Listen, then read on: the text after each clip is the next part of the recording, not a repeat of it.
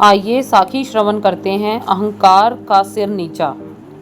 बाबा शकरकंद फरीद जी जंगल में से निकलकर एक गांव के समीप आए। उन्हें प्यास लगी थी। प्यास बुझाने के लिए कुएं की तरफ हुए। कुएं पर एक स्त्री पानी निकाल रही थी, पर पानी का ढोल निकालती तथा भरकर उल्टा देती थी। बाबा फरीद जी ने आगे होकर उसको कहा, कन्या, मुझे पानी पिलाओ, मैं फकीर दूर से आया हूँ। पर उसने एक न सुनी। वह पानी के ढोल निकालती गई और उल्टाती गई। फरीद जी देखते रहे।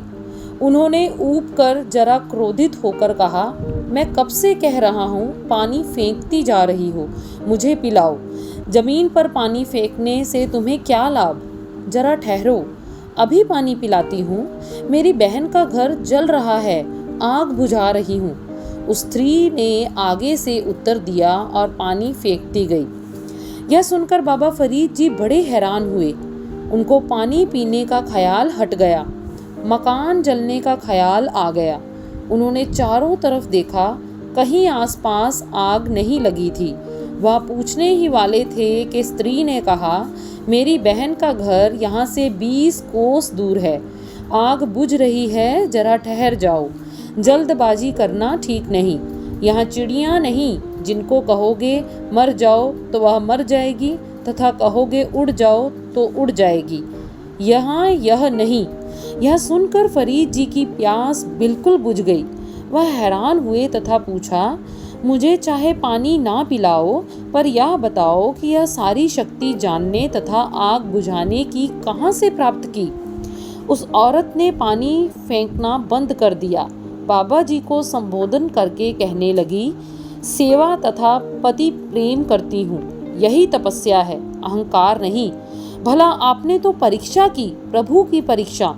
मन में संदेह उत्पन्न किया। ऐसा हरगिज नहीं था करना चाहिए। उस स्त्री ने फरीद जी को पानी पिलाया तथा फरीद जी का ज्ञान एक तरफ हुआ तो देखते हैं कि कुआं खाली है। ना डोल, ना फिरनी, ना वह स्त्री। अकेले बाबा फरीद जी खड़े थे। चकित हुए तथा बोध हुआ कि परमात्मा ने सारा खेल रचाया है। उनके अहंकार को दूर करने के लिए सारा जाल था। आंखें नीचे करके अपने नगर पाक पटन को आ गए। जब घर पहुँचे तो उनकी माँ मिली, प्यार दिया, बिठाया तथा आदर किया। माँ ने देखा पुत्र के बाल जुड़े हैं। माँ को तरस आया। वह बाल संवारने लगी तो फरीद जी को पीड़ा महसूस हुई। उस समय माँ के मुंह से सहज स्वभाव निकल गया, पुत्र जिन वृक्षों के पत्ते तोड़कर खाता रहा है, उनको पीड़ा नहीं होती थी। बाल जुड़े हैं, पीड़ा होती है। इसी तरह दूसरे को दुख दें तो पीड़ा अनुभव होती है। अच्छा है किसी को दुख ना दें। इससे शिक्षा लेनी चाहिए पुत्र। जैसे आत्मा और शरीर अपना है, वैसे ही दिल तथा शरीर दूसरे का समझो। दर्द पीड़ा होती है। पक्षी, पशु, मनुष्य तथा वनस्पति सब में प्राण है। पुत्र सभी अल्लाह के उत्पन्न किए हुए हैं। माँ की बातें सुन सुनकर बाबा फरीद जी को कुएं वाली घटना भी याद आई तथा उनको ज्ञान हुआ कि उन्होंने अभी भक्ति नहीं की, जो की थी चिड़ियों की परीक्षा में गवा ली। अच्छा है फिर भक्ति करूं। इसी विचार में वह कई दिन घूमते रहे तथा उदास रहे, पश्चाताप करते रहे। आइए अब श्रवण करेंगे उनकी दूसरी बार तपस्या करना। फरीदा रोटी मेरी काठ की, लावण मेरी भुख, जिन्ना खादी चोपड़ी, कने सहनगे दुख।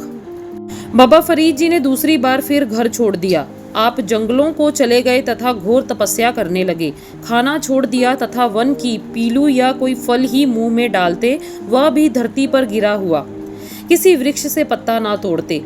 उनको ज्ञान हुआ था कि विनम्रता ही भगवान को भाती है। इस तरह कई साल बीत गए तथा उनका शरीर कमजोर होने लगा। धीरे धीरे दशा बिगड़ गई। भगवान के दर्शन की मन में लालसा थी, पर भगवान के दीदार नहीं होते थे। उस समय की शारीरिक मानसिक अवस्था को बाबा जी ने स्वयं बयान किया है, जो श्लोक में दिया है, कागा करंग डंडोलिया, सगला खाया मांस, ए दुई नैना मत छुए, फिर देखण की आस। भाव शरीर इतना सूख गया कि केवल पिंजर ही नजर आने लगा। जब आप लेटते तो मांस खाने वाले जानवर इस तरह देखा करते जैसे आप प्राणहीन हैं। आप उनको कहते, मांस तो भगवान का प्यार ही खा गया, पर भाग्य की बात अभी दीदार नहीं हुए, परमेश्वर नहीं आया। ऐसी विधाता की विधि है। कई साल बीत गए। इस तरह अनेकों साल भक्ति करते रहे तथा फिर पाकपटन आ गए। प्रभु के दर्शन भी एक दो बार हुए। मन को संतुष्टि हुई, पर पूर्णता प्राप्त ना हुई। विनम्रता, निर्वैरता, निर्भयता आ गई। नया चाव उत्पन्न हुआ कि मुर्शद के बिना मन को संतोष नहीं हो सकता, मुर्शद धारण करना चाहिए। अगली साखी मुर्शद धारण करना जल्द ही आप सबको श्रवण करवाएंगे।